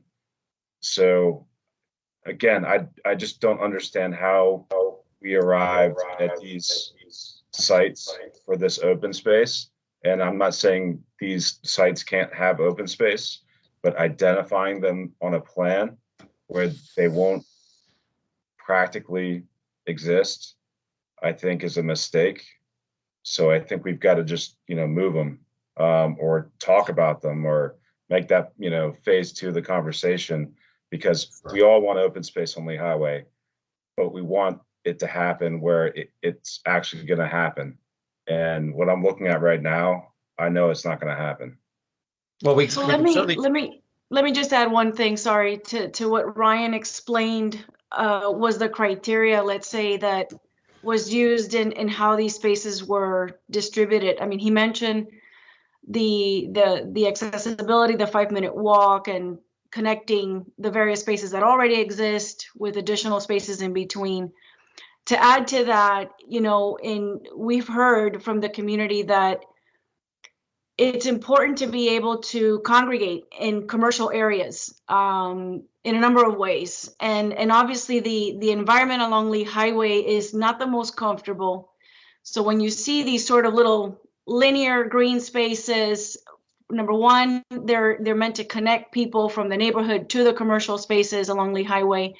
But in addition to that, these spaces are intended to be places for people to eat outside, outdoor dining, and in a much better environment than being directly along Lee Highway, which is, for example, the space that people like so much with the Lee Heights shops, right? It's the fact that it's off the corridor, it's sort of nestled and hidden in a way that, while it's visible, it's still hidden in a way that it feels comfortable.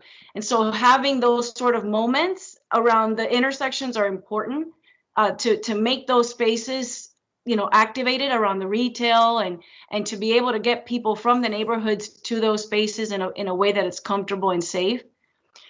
So it wasn't just for you to, for the group, it wasn't just an exercise of throwing little green dots on the map. It really had to do with proximity, walkability, connecting places. And then the last thing is, stormwater management. So when it comes to achievability, one of the things that we're going to be hanging over the developer's head is, to achieve the height that we're considering here in this particular area, it's up to 7 stories. There are going to be a number of things that need to be addressed. And, one of them is going to be the improvement along Lee Highway, making it better, safer for pedestrians and bicyclists. Making it prettier, obviously, because that's just as important, and providing spaces that people can actually use that provide a benefit to the community. So it will be another way of achieving height. And we'll see, as developers are looking, there are opportunities for increasing density and distributing some of those costs, right? And so height provides that opportunity, but it has to come at a great benefit for the community. And so those are the things that we're going to be weighing. Right. And just for the record, I mean, I think an aggressive open space plan and public space plan for Lee Highway is great. I just, I really want to, make sure that as we bake this plan, that it's something that we'll achieve. It's one thing to put it in a plan and sell a plan, and it's another thing to deliver a plan. And, those are the two big differences. And what I'm looking at for even both scenarios, I don't think either of those will get delivered. Well, that is why we're having more discussion about it. Thanks, Tab. Right. Tom, your hand is up, and then if anyone else has a question after Tom, we'll please raise your hand. Great, thank you. I'd like to bring up the question of a continuous, a genuine continuous full tree canopy the length of Lee Highway. That's a big thing to ask for, the harder thing to deliver. But I think it might get to a lot of the concerns we have about green. I've observed it happening in various parts of the world, and in addition, I've spent quite a bit of personal time on the islands of the median islands on Lee Highway, and know that it's possible that's a world into itself. If properly handled, that they're parks, and it takes about 20 feet to make a park there. But I'm not advocating that. I know I have seen many times in urban spaces where street trees on either side can cover 40 feet quite comfortably. It takes a lot of attention on how they're constructed. I'm wondering if there's going to be enough need for disturbance on Lee Highway that we can do a superior job of supporting this. It makes such a difference. We're getting really good at building some green stuff in the vertical, and it makes a big difference in a concrete, formerly concrete canyon. When you see a spark, when you see trees on a roof or on a projection or on a setback, it really works. But it works best when it's on the street in the public realm. By the way, those spaces work really great for if you live in that building. But I think we should really. I'd like to see us ring out the possibility, what's involved in the creation of green, of a continuous green canopy. I'll add one more thing. I know I've been recommending with 40 feet, we've got a lot we can do. I mean, that's not so much to cover.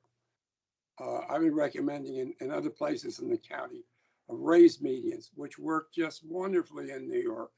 I can't believe it.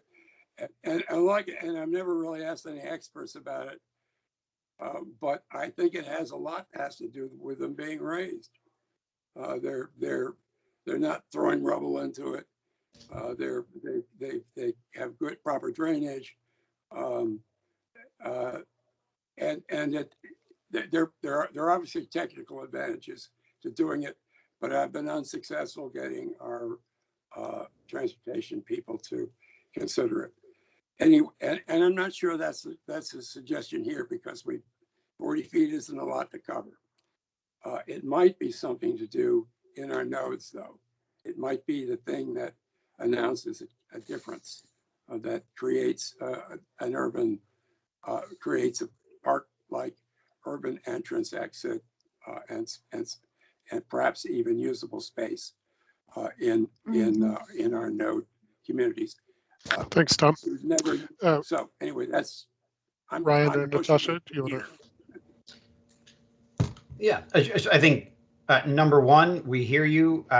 The idea of a continuous canopy or a tree-lined Lee Highway from all the way through Arlington County, I think, is actually a goal probably supported by many people. The streetscape sections that we're imagining all along the corridor all provide much more ample space for street trees than exists today.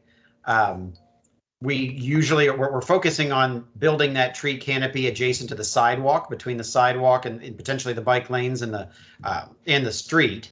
We're not really trying to build that up, that canopy up in the medians, unless we're in the easternmost portion of the corridor, because there we have the widest right of way and that kind of thing. But in the main street, it's not bad outside of the protected bike lane either. I don't know if it's wide enough, but that works well as well. And I think that, because you want that tree to work really well for pedestrians as well as for traffic calming and that kind of thing. So we are very much looking at providing that space all along Lee Highway and in each segment from Area 1 all the way through Area 5. Well, I'd appreciate knowing what some of the tricks of that trade are. There's, it's one of the can apply. So it's one of the reasons why when in our narrowest parts of the corridor, we're going to need to use some private space on either side of that right of way to get enough room to have the pedestrian environment and the street trees we need. Let me make one more comment. I watched, what was it, 2.5 miles, 60 blocks of, or 50 blocks of Central Park lose 500 parking spaces to put it in a bike lane, a protected bike lane in the last few months. And what happened was they got filled up with kids and parents on bicycles who could not ride in Central Park because it's just too hazardous with the with the high-speed riders. But it was that was the most unexpected thing, to see the wide use of it that that was created, and it was very pleasing and reassuring to see that happen. Yep. Yeah, kids on foot and kids on bike are the indicator species that we've succeeded, and the fact that we don't see many of them along Lee Highway is an indication that we have a lot of work to do. So, thanks, Tom. Yeah. Others with questions?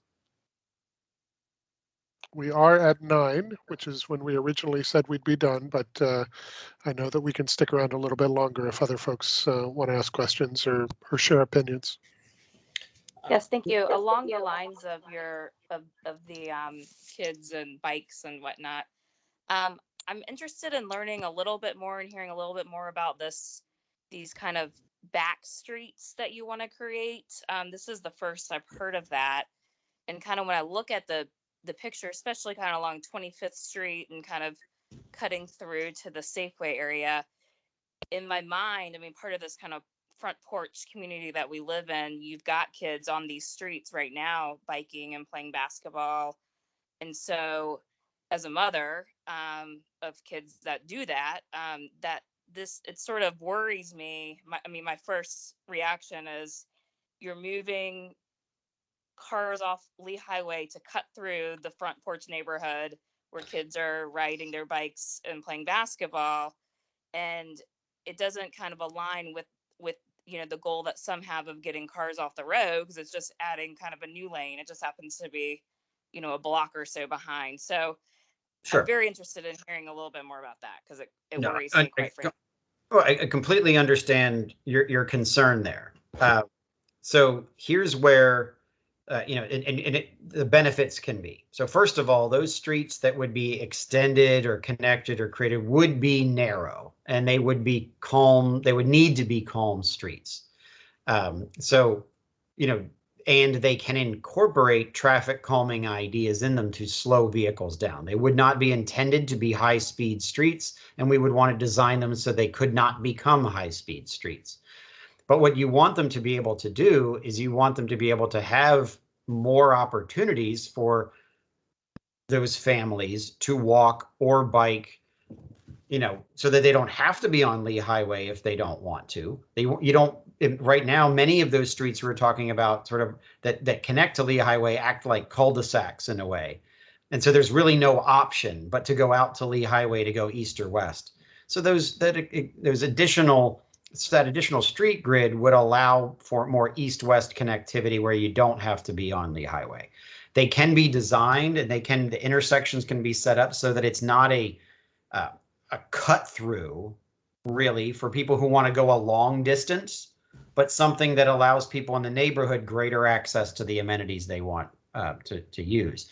A perfect example is actually within the planned Lee Highway corridor, but farther east in Lyon Village. Those are streets that parallel the RB corridor and Lee Highway. Traffic calming measures have had to be added to keep people from getting their speeds up too much. But there's a good example of how the parallel network there can facilitate connections so that people don't have to be on Wilson Boulevard, or they don't have to be on Lee Highway to get east or west. So that's an example. And it's still easily a very family-oriented place. That's just one example. So I think, rather than thinking of them as a new cut through for high-speed traffic, they can be designed in a way that really just facilitate better local access. And so that the longer trip, the faster trip would actually be to stay on Lee Highway. Then just a quick follow-up Yep. So looking at kind of the blue line, but between like Harrison and I guess it's maybe Kensington or what have you. I mean, I know that that street I don't believe exists, so you'd have to create that. How do you go about doing that? Are you buying up these properties and creating a road or eminent domain, or what? No eminent. It would not be eminent domain. This would be the kind of thing where the properties that are there would need to be bought by a developer and consolidated, and then through the redevelopment of that land, that road would be created by the private sector. So it's not the kind of thing where properties would be taken. They would be purchased as part, in order to make it happen. So that's one of the reasons why, and just to kind of reference Tad's comment from earlier, what's shown here is ways streets could be connected and places where public spaces could be if the land there was purchased and aggregated in order to make them happen. Moving forward towards what we would, 2050, what we're trying to say is that we would want more parallel network and we would want public spaces, but the exact location of them, the exact configuration is really going to be subject to the land that can feasibly be consolidated. And that's going to make a big difference in how they actually get developed. So the street network itself, we will probably in Plan Lee Highway identify where we would like to see new streets, but then it's going to be up to how the private sector purchases property and what's possible from a consolidation standpoint to get the actual alignment of those roads. Thanks, Gary, and thanks for jumping in. I totally missed that you had your hand up. Mike Cantwell, are you here now? Yes, I have a little bit of a concern about the increased number of residents and schools. First of all, is there any consideration of turning the Lee Center into some sort of school? And are we working together with APS to think about the increase in students? So in short, yes, we have been preparing to, we've been working with APS throughout the process. One of the next steps as we move towards that preliminary concept plan is to work with the APS folks, give them different population scenarios to actually test what the enrollment implications would be, and therefore what kind of new school settings might be needed, and then determining how best to meet that need. So we do have a plan in place to work with APS to answer that question about what kinds of school environments or seats are needed in which parts of the corridor, and to actually have that be part of how we tune the concept plan. Regarding the Lee Center site itself, again, we haven't made a specific recommendation about what should happen there, and a school site has not been ruled out. Thank you. Thanks, Mike. I'm sorry. I have a quick. That's Carrie again. Sorry. Hey, Carrie. What's the timeline for that? Because I know in the next couple of years, I mean, to be honest, we have excess seats in the Northwest corridor or the Northwest part of Arlington, especially north of Lee. But what's the timeline for providing these scenarios? Because it sounds like the county, the school board wants to make one of our Northwest schools an option school and take it completely out of the neighborhood system.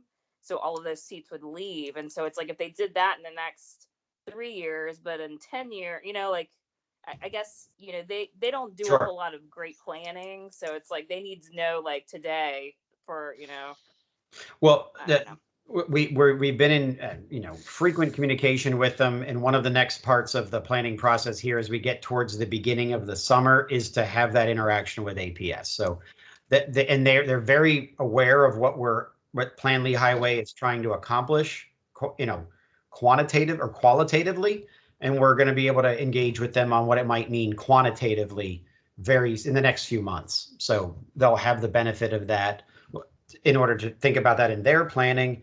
And we will also have the benefit of their feedback to shape Plan Lehigh. Thank you. Thanks, Carrie. Bill Braswell. This is a 30-year plan. And I remember about 30 years ago when I kind of dropped into this Arlington place, a little bit longer than that. There was this place called Crystal City that was just a wasteland. And then there was kind of fun place called Roslyn where you could go have a drink and raise all sorts of heck. And the changes have been so phenomenal in the past 30 or so years.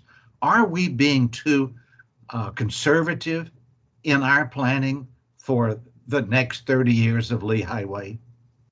It just feels like the high rises and the density is marching up Lehigh Way. And will it catch up with us before in the next 30 years?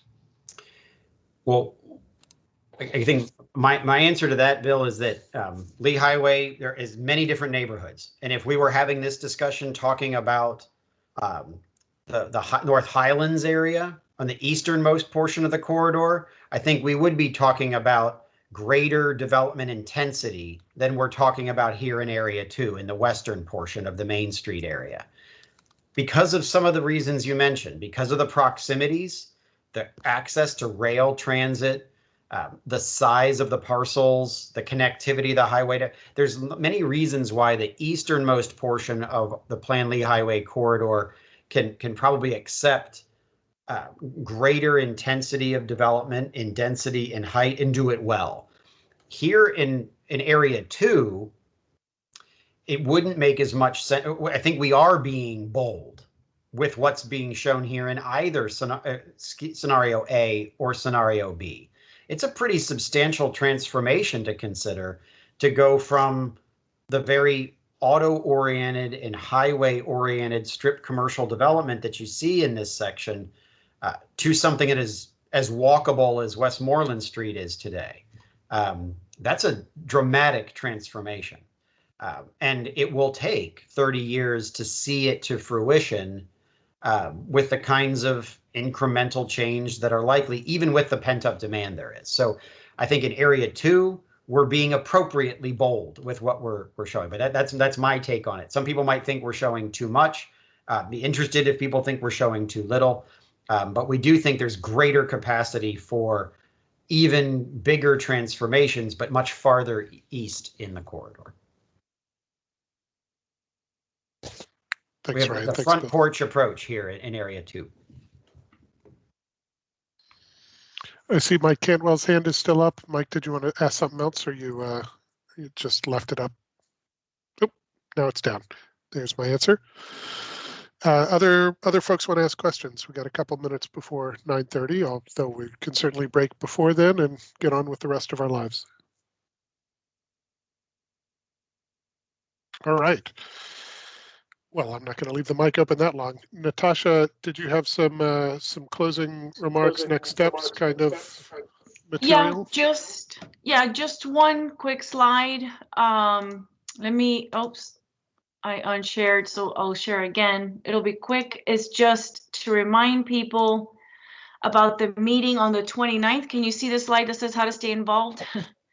Yep. Okay, so just to remind those on the call that our next meeting is next Thursday, April 29th, and this is where we're going to have the same presentation, but we want to open it up to a broader group, the broader public, for a discussion. In the meantime, you should visit our project website.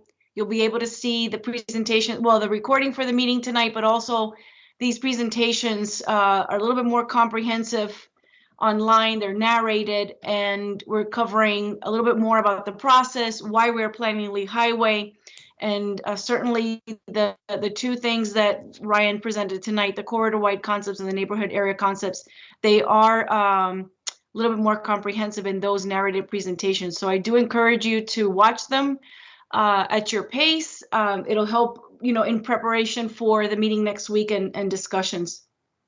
And that's it. Thanks, Natasha. So if people want to start providing input based on what they heard tonight, the best way to do that is on the project website. There's a way for them to provide input, or just to email you directly, or what are the avenues for folks to do that? Right. So at the moment, before the meeting on April 29th, you can reach out to me directly. My information is on this presentation as well, which will be posted. It's on the website. But starting next Thursday, when we have the community meeting, we will be launching an online survey. And you will see the same slides for the land use, the connectivity, the heights, and all of that, with specific questions and for the community to answer. And you'll be able to even mark on the maps to show, if you have concern with certain areas or certain ideas. And that will be open until probably the first week of June. So you'll have plenty of time to absorb the information, watch the presentations over and over if we need it, and then fill out the survey. And can I just say that the Lee Highway Alliance is always around too. So if you want to discuss anything with us, ginger.brown@leehighwayalliance.com. I don't see a chat, but if you go to leehighwayalliance.com, you can contact us. We're always available to touch base with too. Yeah, and can you all hear me? Yep. Go ahead, Okay. Sandy. If I could also mention that on Saturday, May 1st at 10 a.m., we will have the Area 2 walking tour. So we will meet at the corner of Lee Harrison Shopping Center. Paul and Ginger and I will be leading those walking tours. There'll be 3 walking tours throughout the corridor during May and into June. So if anybody wants to join us, we would welcome you to, look at the plan on the ground. So. That's great. Thanks for mentioning that, Sandy. And Ginger, details for that on the Lee Highway Alliance website? Yes. Great. It will be socially distanced. So great. Natasha, one thing I'm not sure I saw is, do we need to register for that meeting on the 29th, or how do we access that meeting when time comes? Just go to the Plain Lee Highway part of the county website and you'll see information there. Yeah, all the meeting events are posted. Meeting links are in each one of them. You can download it to your calendar, and we'll be sending an update, another email blast to the whole distribution list, reminding them next week of the meeting on Thursday. And my apologies if this was covered at the beginning. I missed the very beginning. What is the general timeline of all of this? For the plan, to complete the plan? Yeah, so it's like you have another meeting next week and then you're going to have a survey, and then sort of what, like, when are these decisions going to be made? Or Sure. I don't know what, So I'll go back I don't know what the to, final product apologies. is, so. Yeah, there are details, further details, Carrie, in the presentation that'll be posted on the website, but I think Natasha's going to try and pull them up here too. I'm trying to find it. Yeah, here we go. So, right, so April and May, we'll be holding these neighborhood meetings to present the scenario analysis. Like I said, the online engagement will be open until probably the first week of June. We're going to take all that feedback and we're going to develop we're going to refine the scenarios into one preferred scenario for the whole corridor and start to develop a preliminary concept plan. And at this point is when we're going to start coordinating with APS, doing our transportation modeling, all of the sort of the data that we need to analyze for the scenarios to understand the impacts better. And then in the fall, we'll be presenting that body of work, the preliminary concept plan and all of our findings to the community. That will happen probably till the end of this year. And then starting in the first quarter of next year, we'll start to refine the plan and adopt it through the county board. So we expect to complete that by the first quarter of 2022. Oh, Natasha, can I just say something? Yeah. If she missed the first part of the meeting, I think it's also important to understand that scenario A and scenario B it's not option A and option B. It's two of those things could end up sort of morphing together in the concept plan. So there's still lots of change to come probably through this process. And then Carrie, you had a lot of questions about community facilities. So if you ever want to talk about that, the Lee Highway Alliance, I happen to know quite a lot of bit about community facilities, and at the Lee Arts Center, there's no decision that it's going to be a school. There's a whole lot of people that think that it should stay an art center. So I think that's important to understand. And so what is like this final plan? Like, what is that? Like, what does the final plan do? So the final plan is basically what we call a planning framework, a framework that will guide our decisions for public and private investment. So it will have a series of recommendations on what the streetscape improvements should be, the heights, the land uses that should be allowed, and all the things that we talked about today. So eventually, this preliminary concept plan will become the plan for the corridor, which will have very specific recommendations. And there will also be in the plan a list of those recommendations of the priorities, including those that should, be part of the capital improvement plan for public investments, and so forth. So once this plan is adopted, the next step will be to develop the changes to the land use scenario, to the general land use plan, which is what currently dictates or guides land use on the corridor, as well as changes to the zoning. And so we'll be working on that as a separate process. I'm not sure of the timing of that yet, but that'll happen after the plan is adopted.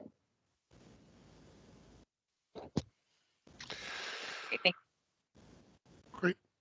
Well, on behalf of the Planning Committee of the Lee Highway Alliance and my co-chair, Chris Gordon, and I don't want to speak for the working group of Plan Lee Highway. So if Sandy or Paul want to say goodbye, you're welcome to as well. But I think we're about wrapped for tonight. Any last words, Natasha? All right. No, just to thank everyone on the committees, the working group, and certainly Paul and Sandy for sticking with us through these months, for your patience, all of you, your input, your insight in a lot of the community concerns, warning us, making sure that we're, not missing the point on any of these things. I'm sure that there's things that we can still improve. So thank you for your patience with that and for helping us through this process. Thanks, everyone. See you next week. Thanks all. Thank you. Thanks, Chris. Thank you. Bye, y'all. Good night.